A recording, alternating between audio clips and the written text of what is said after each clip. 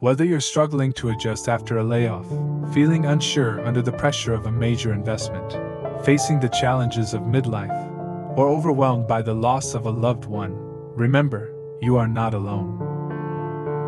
Life often feels uncertain, but when we look back, we begin to recognize those unexpected coincidences and unseen guidance that have helped us along the way.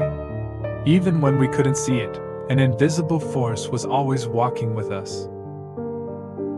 The Bible reminds us, whether you turn to the right or to the left, your ears will hear a voice behind you saying, "This is the way, walk in it." Isaiah chapter 30 verse 21. As I write, trust and guidance, in Chinese calligraphy, let this be a reminder, God is our guide. Trust Him, and He will lead us through life's uncertainties.